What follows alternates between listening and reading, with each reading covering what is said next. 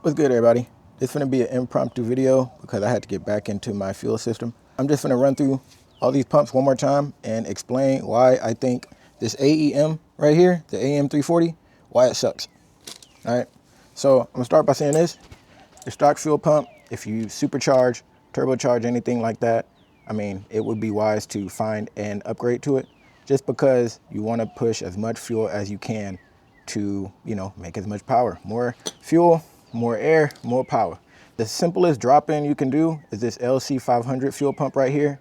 This is the one that most people would get, at least on the 4th gen. On the 3rd gen, you have some different options like these right here. You have the AM340, you've got the DW300, DW300C, you've got the Aeromotive Stealth pump, you've got Fab 9 pump. There's a few different pumps you can choose from. What I did, and I explained already in another video, but I'll just kind of walk through real quick. In order to make these 2-wire pumps work, the color wire that cut them, and then I soldered them together, connected them to this red, and then I took the gray wire from here and I soldered it to the black, and it turned into a 2-wire. So now I can connect any of these 2 wires right here.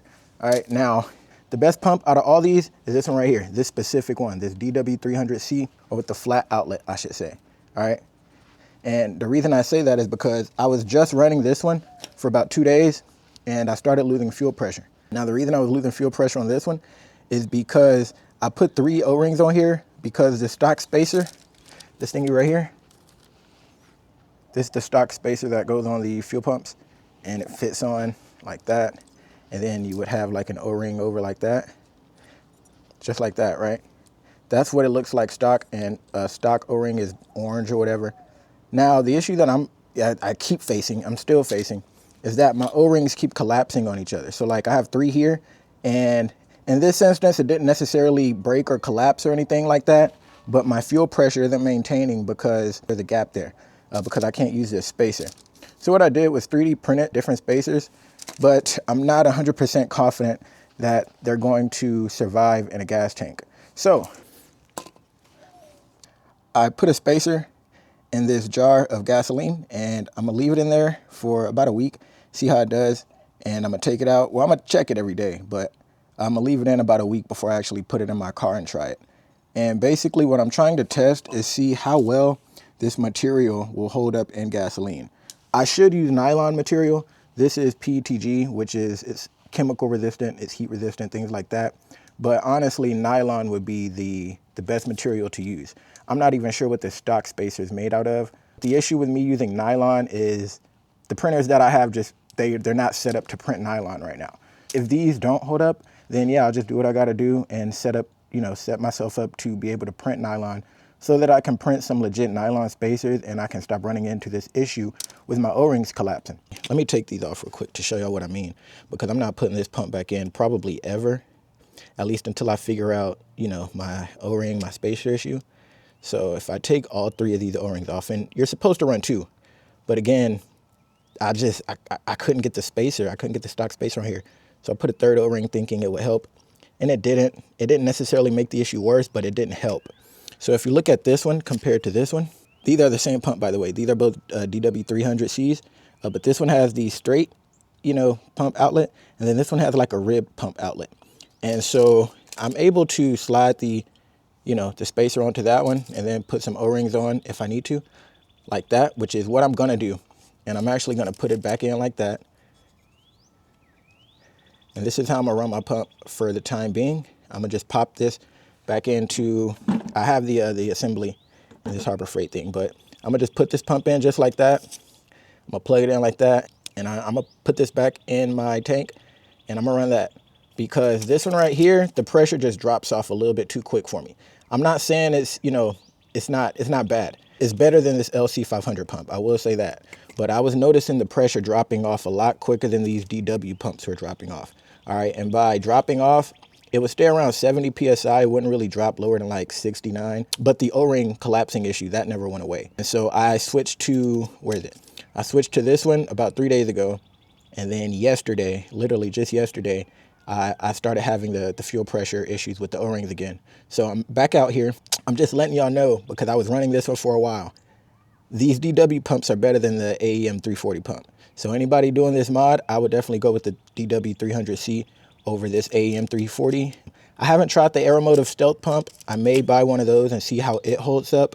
But honestly, there's no reason to not get the DW300C if you're going to do this mod. This is probably the most powerful pump you can put in your, like in our cars, I would say.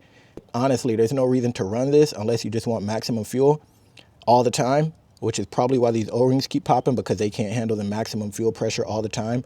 But it is what it is. I'll figure something out. I'm not really going to walk y'all through the whole process of dropping it back in and everything. I'm sure y'all know how to do that. Just wanted to update y'all.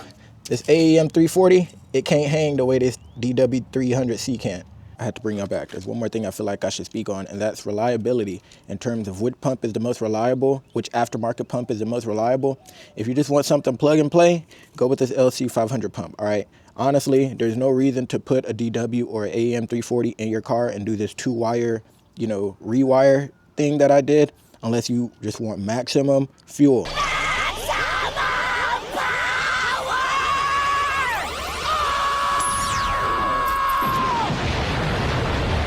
Absolutely no reason. I'm not gonna say absolutely. I mean, obviously I did it. Y'all see what I'm doing, I'm pushing. But you don't necessarily need to do this. If y'all know, the 3rd gen Mazda 3s are more powerful than the 4th gen Mazda 3s. It's just the way Mazda built the motors and did the ECU and designed the wiring and everything. Another reason they can run these 2 wires plug and play. If you want something that works out of the box, just get the LC500.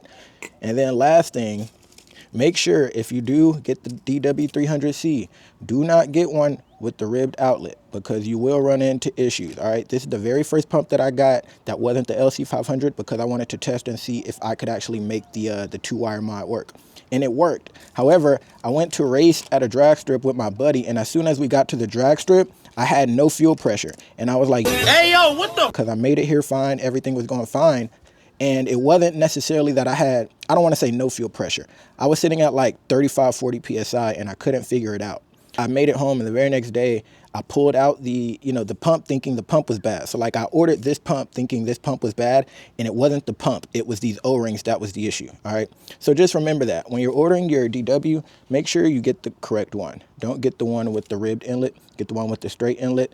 And as soon as I figure out what's going on with these O-rings and this spacer issue, I'll let y'all know again. So I'm gonna run through my wiring real quick and explain just one more time for the people who either didn't watch my first video because it was too long. It's the only connection that we're messing with, all right?